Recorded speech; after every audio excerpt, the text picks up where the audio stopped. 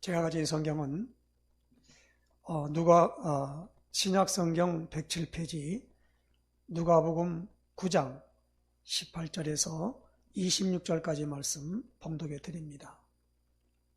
예수께서 따로 기도하실 때에 제자들이 주와 함께 있더니 물어 이르시되 무리가 나를 누구라고 하느냐? 대답하여 이르되 세례 요한이라 하고 더러는 엘리야라 더러는 옛 선지자 중에 한 사람이 살아났다 하나이다. 예수께서 이르시되 너희는 나를 누구라 하느냐? 베드로가 대답하여 이르되 하나님의 그리스도시니이다 하니 경고하사 이 말을 아무에게도 이르지 말라 명하시고 이르시되 인자가 많은 고난을 받고 장로들과 대제사장들과 서기관들에게 버림받아 죽임을 당하고 제3일에 살아나야 하리라 하시고 또 무리에게 이르시되 아무든지 나를 따라오려거든 자기를 부인하고 날마다 제 십자가를 지고 나를 따를 것이니라. 누구든지 제 목숨을 구원하고자 하면 잃을 것이요 누구든지 나를 위하여 제 목숨을 잃으면 구원하리라. 사람이 만일 온 천하를 얻고도 자기를 잃든지 빼앗기든지 하면 무엇이 유익하리요? 누구든지 나와 내 말을 부끄러워하면 인자도 자기와 아버지와 거룩한 천사들의 영광으로 올 때에 그 사람을 부끄러워하리라. 아멘. 우리 신앙 고백 선포하십시다. 주는 그리스도시요 살아계신 하나님의 아들이십니다. 그리스도는 하나님 만나는 길이 되십니다. 죄와 저주에서 해방 주셨습니다. 사단을 이긴 권세를 주셨습니다. 아멘. 할렐루야.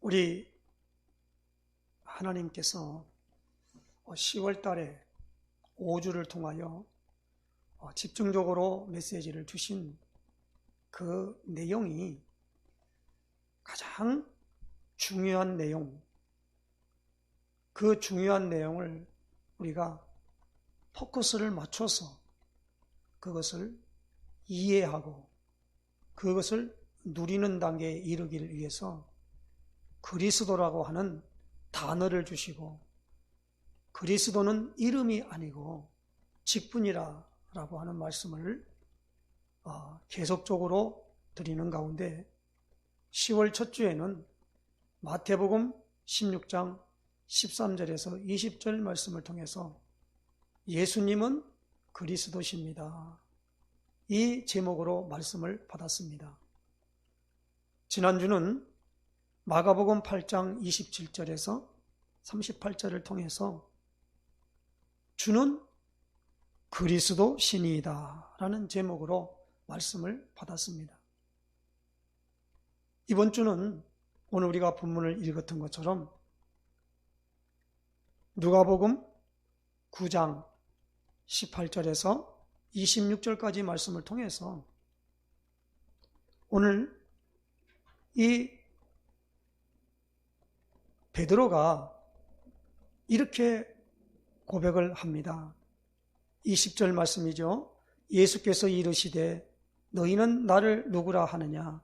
베드로가 대답하여 이르되 하나님의 그리스도시니이다 하니 그랬습니다. 마태복음에는 주는 그리스도시요 살아계신 하나님의 아들이시니이다 그렇게 고백했고요. 마가복음에는요 주는 그리스도시니이다 이렇게 고백을 하고 똑같은 베드로의 고백인데 마태와 마가는 이렇게 기록했고 누가는 베드로의 입에서 하나님의 그리스도시니이다 이렇게 고백을 하는 것을 기록하고 있습니다. 그리고 마가복음에는 이 대제사장과 서기관과 장로들에게 죽임을 당하고 제3일에 살아나야 할 것을 비로소 가르치니까 베드로가 이 예수님에게 아주 항변을 했잖아요. 그럴 수 없습니다. 그럴 때 예수님이 사탄아 너는 내 뒤로 물러가라. 그렇게 말하면 돼. 마태복음은 그렇게 말했습니다만은 마가복음에는 내가 하나님의 일을 생각하지 아니하고 사람의 일을 생각하는도다. 그렇게 말씀했습니다. 하나님의 일입니다. 하나님의 일. 하나님이 하실 일이 무엇입니까? 그리스도 일입니다.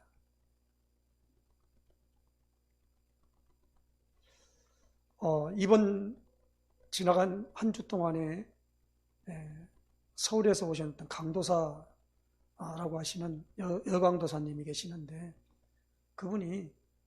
그분에게 제가 성경을 낱낱이 찾아서 이 그리스도가 되는 것에 대하여 읽도록 만들어줬어요.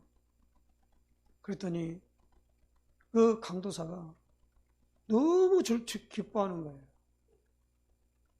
아, 그렇군요 하면서 그것을 읽고 나중에 보니까 그냥 급하게 봉투를 하나 준비하더니 거기에 하나의 돈을 좀 집어넣어서 이게 주는 거예요. 그래서 그분은 지금 신학을 하고 있고요. 여러 가지 논문도 많이 쓰고 여러 가지 리포트도 쓰고 하는 가운데 있는데 이 하나님의 말씀으로 이 부분을 다 찾아서 이렇게 말씀을 주니까 그 말에 그냥 거기다가 무슨 설명을 붙일 필요도 없다 이 말입니다. 하나님의 성령께서 역사하시는 것을 보았습니다. 그래서 우리가 10월 달에는 마태, 마가, 누가, 요한복음과 사도행전을 통해서 5주입니다. 어떻게 전도했고 전도의 내용이 뭐냐라는 겁니다. 내용이 뭐냐? 내용이 그리스도 설명하는 겁니다. 그걸 가리켜서 뭐라고 말하냐? 구원의 길이라 그래요. 고린도전서 1장 18절에 십자가의 도가 멸망하는 자들에게는 미련하게 보이지만 구원을 얻는 우리에게는 하나님의 능력이라 그랬습니다. 그러니까 십자가의 길이 그리스도 일이에요. 예수님이 십자가를 지신다라고 하는 것은 그리스도 일을 하신다는 얘기입니다. 그리스도 일이 무엇입니까? 하나님이 구약에 이걸 잘 알아들어야 됩니다. 성경을 보면서 이 성경 66권이 하나님을 나타내 보여지는 지침서라 그랬습니다. 그래서 이것을 가리켜서 우리는 영어로 캐논이라 그래요. 하나님이 누굽니까? 라고 말할 때 다른 거 보면 안 됩니다. 말씀을 봐야 됩니다. 그래서 하나님이 누구십니까? 그러면 예수님은 하나님은 영이십니다. 이렇게 대답을 했고요. 말씀했고요. 오늘 우리는 요한복음 1장 1절에 태초에 말씀이 계시니라. 이 말씀이 하나님과 함께 계셨으니 이 말씀은 곧 하나님이시니라 그랬습니다. 그리고 창세기 1장 1절에 태초에 하나님이 천지를 창조하시니라. 창세기 1장 1절과 요한복음 1장 1절은 태초라고 하는 말씀을 합니다. 거기에 빛이 있으라 하심에 빛이 있었고 그랬어요. 그 말씀으로 했다는 겁니다. 그래서 하나님은 누구십니까? 말씀이시다라는 거. 그러면 하나님이 구약에 말씀을 주셨다. 그런데 구약은 몇 권입니까? 그러면 39권이에요. 말씀을 구약에 줬는데 왜 구약이라 그랬습니까? 우리 한국말로 옛구 약속약이에요. 옛 약속, 그리고 그 신약으로 와서는 신약은 27권을 함께 묶어놓은 겁니다. 그래서 구약과 신약은 66권이에요. 신약은 뭡니까? 새로우신 약속약입니다. 그 구약의 하나님이 약속하는 약속의 핵심이 뭐냐는 겁니다. 그 핵심은 메시아를 보내주겠다라는 겁니다. 그 메시아를 보내주는데 그 메시아가 누구냐? 아담의 후손이 아니다라는 겁니다. 그럼 누구 후손이냐? 창세기 3장 15절에 여자의 후손을 보내주겠다 그랬습니다. 그래서 이사야, 구약의 이사야 7장 14절에 이사야 선지자는 보라 처녀가 잉태하여 아들을 낳을 것이요 그 이름을 임마누엘이라 하리라. 그러니까 처녀가 잉태하여 아들을 낳는다는 겁니다. 그게 누굽니까? 여자의 후손이라는 겁니다. 우리 사람은 남자 없이 여자가 단독적으로 잉태되는 예가 없습니다. 그런데 남자를 가까이 하지 아니하는 여자에게 잉태가 된 것입니다. 그 여자의 후손이 누구냐? 바로 그 후손으로 오신 분이 누구냐 했을 때 신약에 와서 마태복음 1장 22절에서 23절에 보니까 아들을 낳으리니 이름을 예수라 하라. 이는 그가 자기 백성을 그들의 죄에서 구원할 자이심이니라 하니라. 그리고 이것은 선지자로 하신 말씀을 이루려 하심이니. 그러면서 이사야 7장 14절에 있는 그 성경 말씀을 거기에 기록하고 있습니다. 그러면서 임마누엘이라 하리라 할 때에 그걸 번역까지 했어요. 하나님이 우리와 함께 하신다라는 겁니다. 그 분이 바로 요한복음 1장 14절에 말씀이 육신이 되어 우리 가운데 거하심에 그랬습니다. 그걸 우리는 신학적인 용어로 성육신이라 그러죠. 말씀이 육신을 입고 이 땅에 오셨다는 겁니다. 그분이 누구냐? 예수님이시다라는. 예수님이 왜 말씀이 육신을 입고 오셔야만 되느냐라고 할 때에 요한복음은 이렇게 말씀합니다. 하나님이 세상을 이처럼 사랑하사 독생자를 주셨으니 이는 그를 믿는 자마다 멸망하지 않고 영생을 얻게 하려 하심이니라. 그래서 마태복음은 주는 그리스도시요 살아계신 하나님의 아들이십니다. 이렇게 고백을 했습니다. 살아계신 하나님의 아들이십니다. 하나님의 아들이 굉장히 중요해요. 이 땅에 예수님이 오시기 전에 모든 사람은 하나님이 내 아버지다라는 말을 못합니다. 그 유대인들 같은 경우는 그렇게 말하면 큰일 나요. 그런데 하나님의 아들이라는 겁니다. 하나님의 아들이 누굽니까? 아담이 하나님의 아들이에요. 아담이 창세기 2장 7절에 흙으로 지으시고 그 코에 생기를 불어넣으니 사람이 생명이 되니라 그랬습니다. 자기가 흙으로 지음을 받고 왔는데 하나님이 눈에 보이지 않지 않습니까? 그런데 하나님하고 대화를 하는 거예요. 쉽게 말하면 생명으로 말미암아 인식하는 기능이 왔단 말이에요.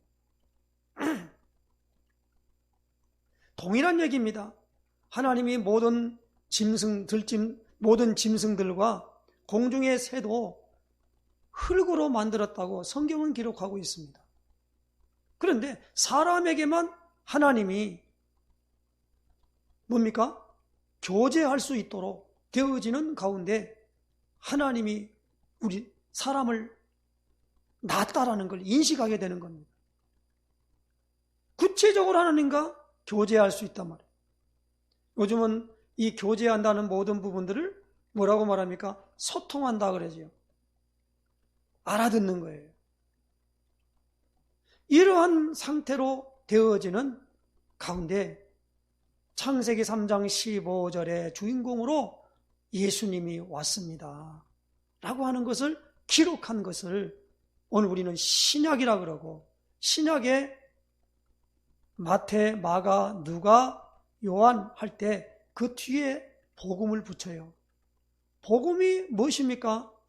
바로 사탄의 머리를 박살낼 만왕의 왕으로 오셨다라는 겁니다. 그리고 죄 때문에 죄를 지어서 하나님이 영이 떠나버렸고 그 자리에 마귀의 영이 자리를 잡아서 거짓 행세를 하면서 사기를 친 겁니다. 그래서 이 죄 문제를 해결하기 위하여 구약에는 제사장을 세워서 이 죄 문제를 어떻게 처리하느냐, 그 처리하는 내용을 알려주고 반드시 그 처리하는 내용 중에는 피를 흘려서 그 피를 가지고 하나님의 성소에 들어가서 드리고 뿌려야만이 그 다음에 하나님이 그것을 받으신다라고 하는 것을 예표해 놨단 말입니다. 그걸 집례하는 사람이 누구냐? 제사장이에요.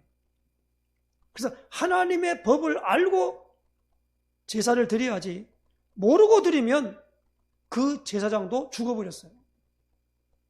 엄중합니다. 구약은 전부 그 얘기입니다. 그리고 오늘 우리에게 중요한 부분에 하나님이 하나님의 세계를 알리는 사람에게, 백성들에게 전달하는 사람이 있었어요. 그 사람이 누구냐? 선지자입니다. 그래서 선지자를 세울 때, 제사장을 세울 때, 왕을 세울 때 반드시 뭐냐? 기름을 취하여서 부으라 그랬어요. 그러면서 그 기름 부음 받은 자가 뭐냐? 구약에는 히브리 말로 메시아라 그렇고, 신약에 와서는 기름 부음 받은 자가 누구냐? 메시아를 헬라 말로 번역해서 그리스도라 그랬다 이 말입니다. 그래서 사람들에게 뭐냐면 알고 있지요. 사람들이 나를 누구라 하느냐라고 물었단 말입니다. 그러니까 오늘 이 누가복음에는 베드로의 고백이 하나님의 그리스도십니다 그렇게 말씀합니다. 하나님의 그리스도예요. 그러면 하나님의 그리스도는 우리가 이사야서를 통하여서 말씀을 주신 말씀을 누가복음 4장 18절에서 19절에 예수님이 그 성경 구절을 읽고 이 말씀이 너희 귀에 응했다라고 말하면서 보신 말씀이 누가복음 4장 18, 19절입니다. 주의 성령이 내게 임하셨으니 이는 가난한 자에게 복음을 전하게 하시려고 내게 기름을 부으시고 그랬어요. 이 중요한 내용입니다. 내게 기름을 부었다라는 것. 그래서 베드로는 하나님의 기름 부음 받은 자이십니다 이 고백을 한 거예요. 정확하게 알아봤죠. 우리가 이 부분을 잘 이해를 됩니다. 하나님이 우리가 손을 놓고 레위기서 17장 11절을 찾아보십시다. 레위기서 17장 11절. 이 성경 구절은 갖고 늘 외우세요. 늘 외워요. 왜 예수님이 성육신해야 되는가? 같이 합독합니다. 육체의 생명은 피에 있음이라.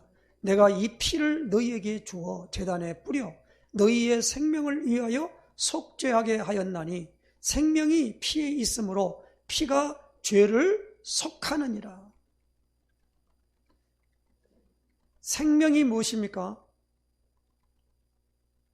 영원한 생명이지요. 선악과를 따먹는 날에는 반드시 죽으리라 그랬어요. 따먹어 버렸어요. 죽었습니다.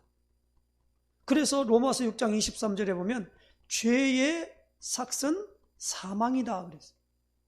죽음이라는 말입니다. 그런데 그때 뭐냐면 하와 아담은 안 죽었어요. 육체가 죽은 게 아니에요. 뭐가 죽었어요? 영이 죽어버렸단 말이에요. 육체의 생명은 갖고 있어요. 그래서 하나님이 어떻게 합니까? 이 눈에 보이지 않지만 선악과 따먹었단 말이에요. 선악을 알게 하는 나무의 열매예요. 그것을 말려마 그것을 하면서 성경은 이렇게 말합니다. 우리 중 하나같이 되었으니라고 말했습니다. 그래서 오늘 우리에게 중요한 생명나무의 열매를 따먹고 영원히 이 상태로 갈까 싶어서 그를 쫓아내고 거기에 두루도는 화영금을 꽂아가지고 생명나무의 길을 지키게 하셨다고 그랬습니다. 못 가게. 그러면서 오늘 여기 나오는 가장 중요한 죄 문제를 해결하는 길을 우리에게 알려주신 거라는 말입니다. 그래서 그리스도를 고백하니까 바로 예수님이 22절이죠. 인자가 많은 고난을 받고 장로들과 대제사장들과 서기관들에게 버림받아 죽임을 당하고 제3일에 살아나야 하리라 하시고 그랬습니다. 죽는다는 겁니다. 생명이 주어질 때 피가 생명이래요. 육체의 생명. 그래서 피가 우리가 모든 부분에 혈액병이라고 그러죠. 혈액병에 보면 대체적으로 뭡니까? 백혈병 그렇게 말하죠. 그 모든 일에 심장이 뛰면 뛰는 게 뭡니까? 온몸에 피를 공급하기 위해서 펌프질하는 거에 심장이 뛰는 겁니다. 그래서 피가 가다가 문제가 생겼어요. 그래서 이제 거기에서 피가 흘렀다. 뇌출혈. 거기에 피가 뭔 일을 하면서 뇌진탕에 걸렸다. 뇌졸중에 걸렸다. 그리고 고혈압이다. 저혈압이다. 그 피가 맑아야 된다. 피가 생명이기 때문에 그래요. 그래서 늘 산소를 공급해서 산소가 풍성하면 이 피가 선홍색으로 막 돼요. 그런데 요즘은 마스크를 쓰고 다니다 보니까 어떻게 했냐? 산소 공급이 덜 된다는 겁니다. 그러다 보니까 피가 검해진대요. 그 어떤 자료에 보니까 의사의 말에 의하면 마스크를 쓰고 다니는 게 많은 질병을 유발하는 하나의 원인이 된다고 합니다. 무섭더라고요. 그래서 마스크를 쓰고 다니면 감기는 안 걸렸다 말을 많이 해요. 그런데 다른 기능들이 다 떨어진다는 거예요. 그래서 요즘은 호흡만 잘해도 건강하다 그런 말씀들을 많이 합니다. 왜 그렇죠? 이 산소가 들어가서 가스, 이산화탄소를 배출하는 겁니다. 그래서 많은 사람들이 뭐냐합니까? 피가 맑아진다는 거예요. 그리고 우리의 모든 뇌가 가장 많은 그 피에 왜냐하면 산소를 공급한 깨끗한 그것을 갖다 요구한다는 거예요. 그래서 오늘 우리는 이런 비밀을 알고 피가 육체의 생명이라는 겁니다. 그래서 우리가 이런 부분들을 알고 이것을 성경에는 뭐라고 말합니까? 육체의 생명과 영의 생명이란 말이에요. 근데 이 육체의 생명을 들임으로 죄를 속한다는 겁니다. 그래서 뭐냐면 속죄 그래요. 속죄는 무엇입니까? 하나의 값을 지불하고 거기에 대한 대가를 지불하고 얻었다라는 것이에요.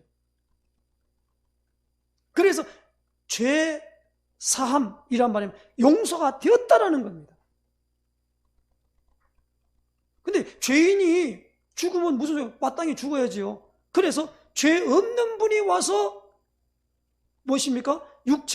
육체의 생명을 이름으로 그 피를 흘림으로 하나님 앞에 나가는 거죠. 그래서 예수님 당시에 사형제도가 십자가형이 있었다는 겁니다.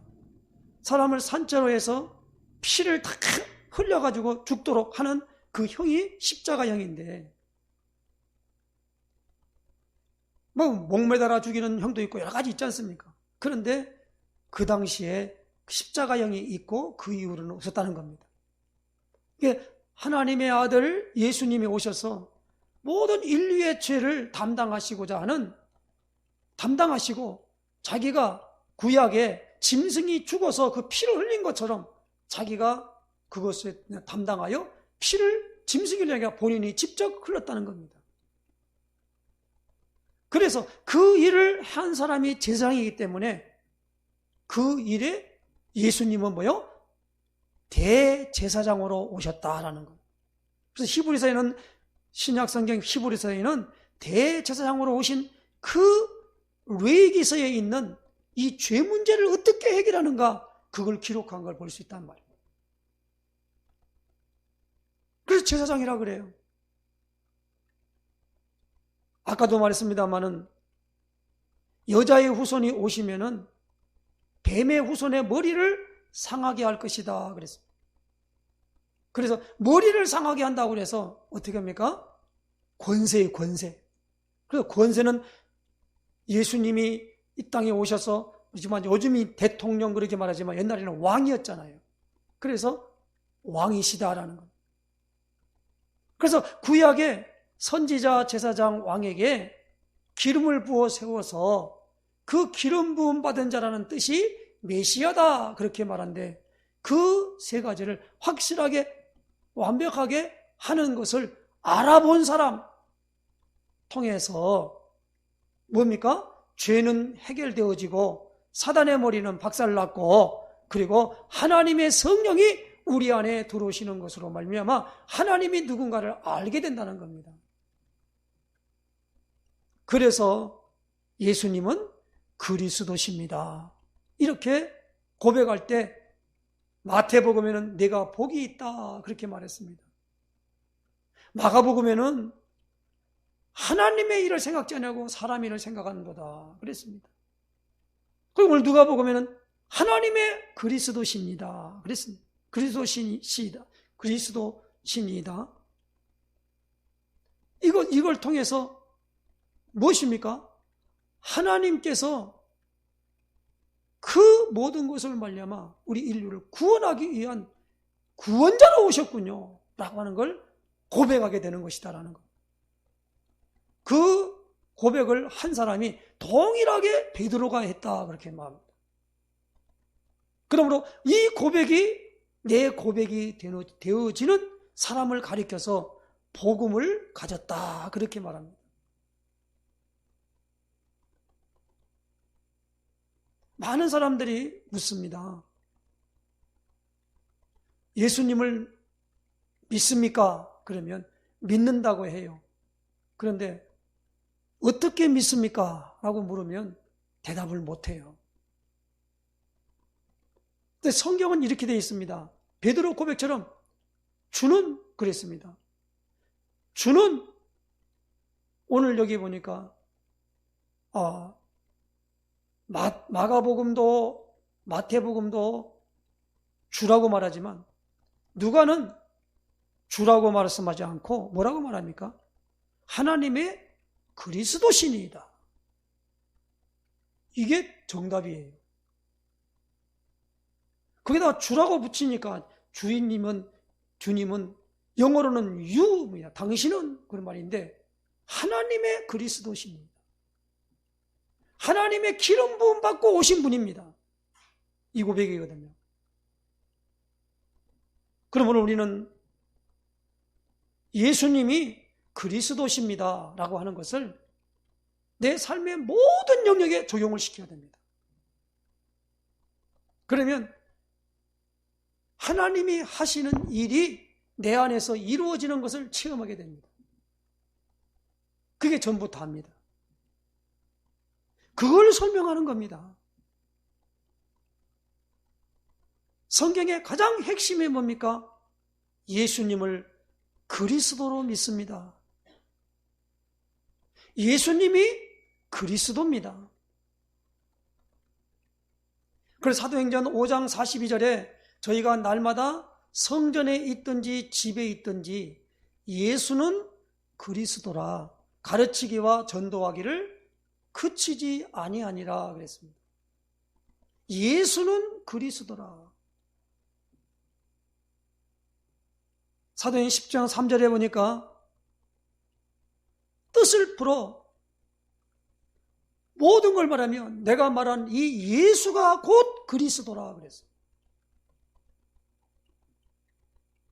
우리가 이런 부분들로 말미암아 그리스도 되시는 분이 누구냐? 석가가 그리스도면 오늘 우리가 석가의 그 가르침과 그 모든 걸 따라가야 되겠지요. 공자가 그리스도 아닙니다.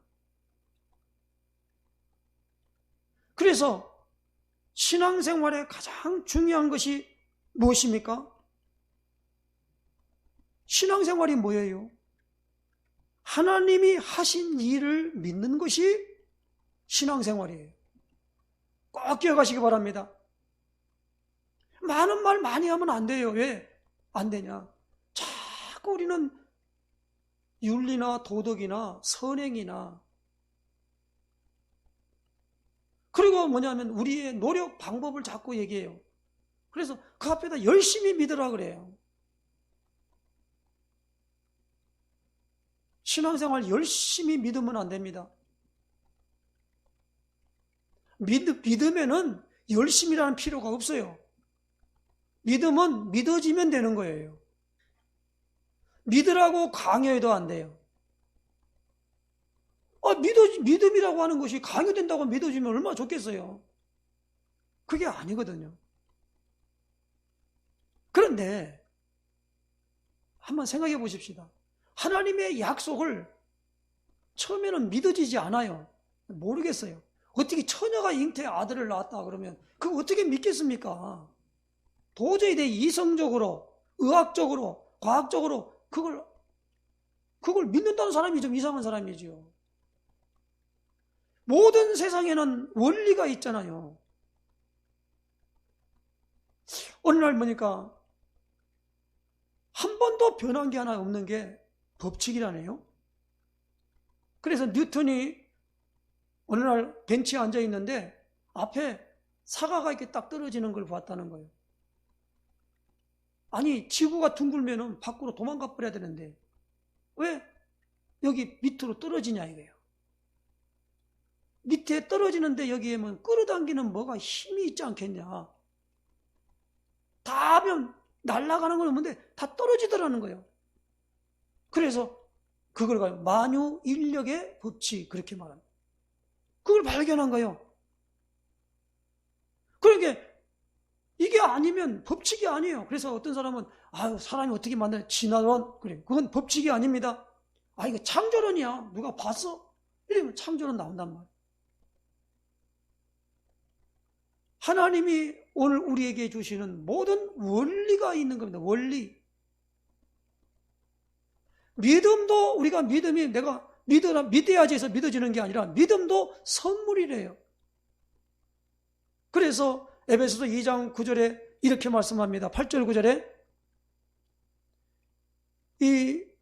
너희가 그 은혜를 인하여 믿음으로 말미암아 구원을 받았으니 이것은 너에게서 난 것이 아니요 하나님의 선물이라 그랬어요. 은혜가 뭡니까?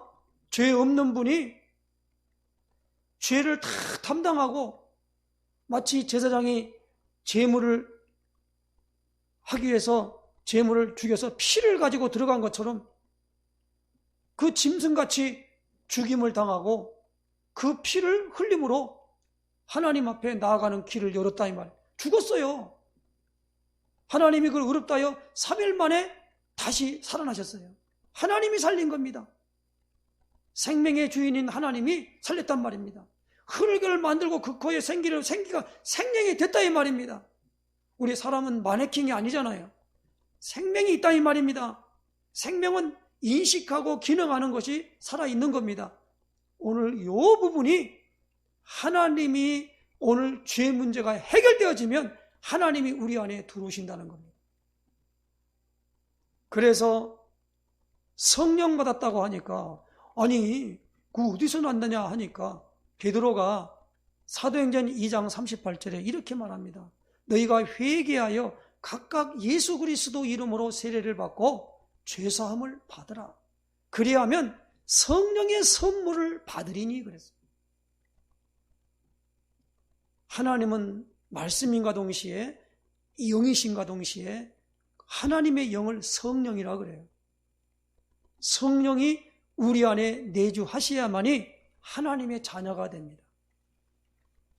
이 비밀을 깨닫고 사도 바울은 고린도서 3장 16절에 너희가 하나님의 성전인 것과 하나님의 성령이 너희 안에 거하시는 것을 알지 못하느냐.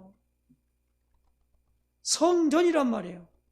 그래서 우리 몸이 성령의 전입니다. 그러므로 오늘 우리는 성령이 오시려면 반드시 회개하고 예수 그리스도 이름으로 세례를 받아야 돼요. 세례가 뭡니까? 죽어야 한다는 겁니다. 그래서 예수님은 오늘 누가복음 9장에 보니까 이렇게 말씀합니다. 23절입니다. 또 무리에게 이르시되 아무든지 나를 따라오려거든 자기를 부인하고 날마다 제 십자가를 지고 나를 따를 것이니라. 그 세례 받는 게 뭐지요? 노아 시대 때에 모든 호흡하는 것은 물로 심판을 받을 때에 죽은 겁니다. 그래서 우리가 세례 받을 때 물로 받잖아요. 물로 갖다 들어가면서 죽고 다시 살아났다는 겁니다. 그 표식이 세례예요.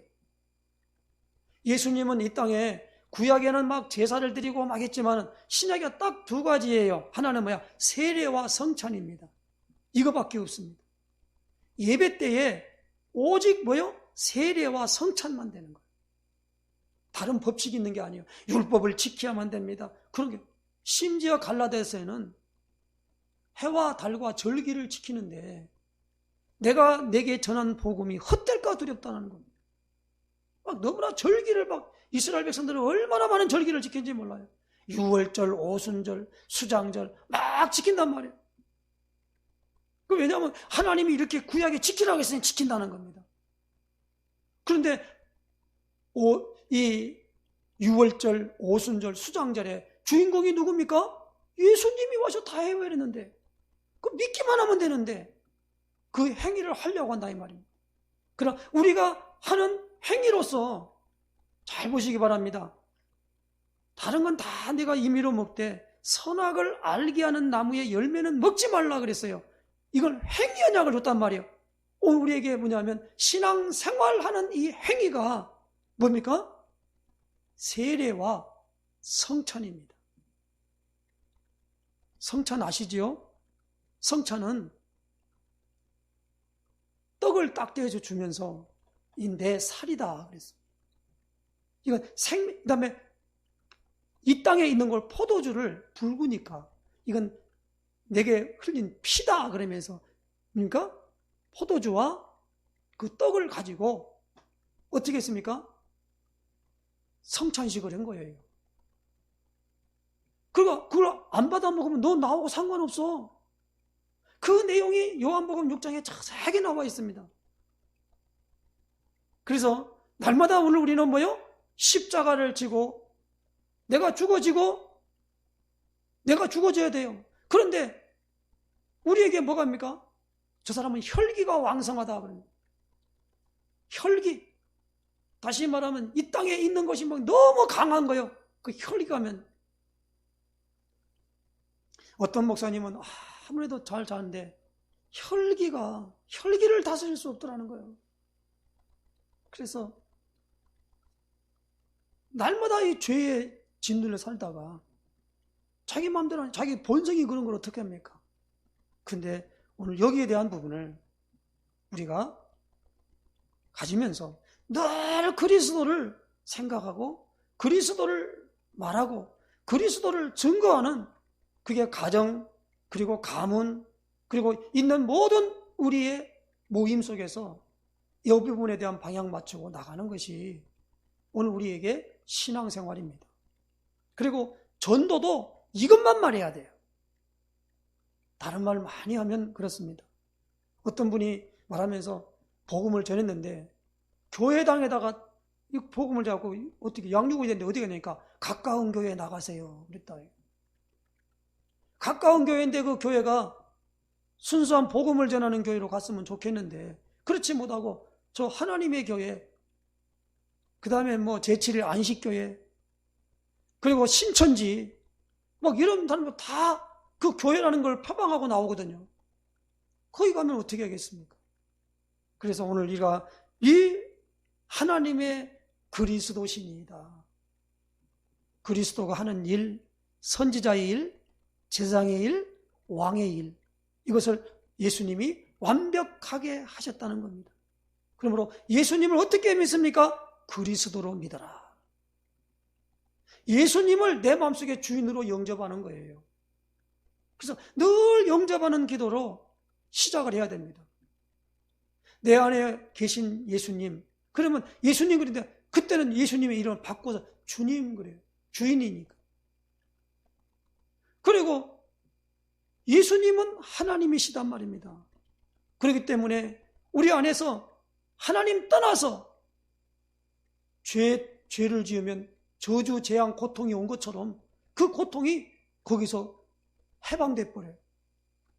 사탄의 손에서 벗어나게 됩니다. 만약에 안 벗어나면 오늘 우리는 이 세상 사람들이 사탄에게 매여서 하는 일들을 해야만이 돼요. 그래서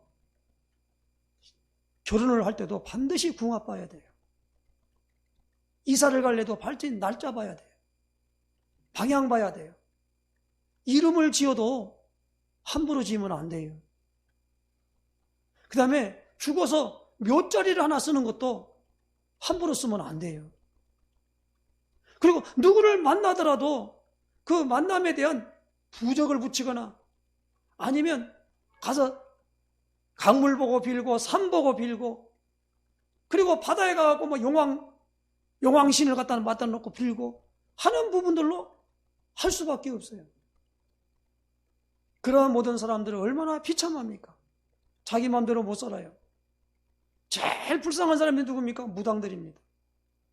그래서 무당들은요, 자기 자녀에게 대물림되는 걸 되게 두려워합니다.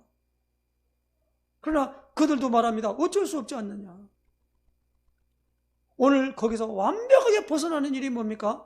그리스도입니다. 그리스도 알아야 돼요. 성경 66권의 모든 주제가 그리스도예요. 그래서 우리 힐링로뎀교회는 이 그리스도에 대하여 반복하는 게 아닙니다. 이 안에 생명이 있습니다. 그 축복 누리는 역사 있으시기를 예수님 축원해 드립니다. 기도하겠습니다. 하나님, 오늘 우리에게 중요한 예수님이 그리스도이심을 알고 믿고 그리고 하나님 우리 현장에서 적용할 수 있도록 인도하시며 역사하여 주시옵소서. 분명히 하나님 아버지 고백한 베드로에게 참으로 복이 있다 하셨고 또 하나님의 일을 온전하게 분간하고 할 수 있도록 만들어 주시며 정말 하나님께서 하신 모든 일들을 통하여 모든 일을 이루시는 것을 알 수 있도록 축복하신 것을 믿습니다. 이 축복의 그릇으로 승리할 수 있도록 인도하옵소서. 예수 그리스도의 이름으로 기도드리옵나이다. 아멘.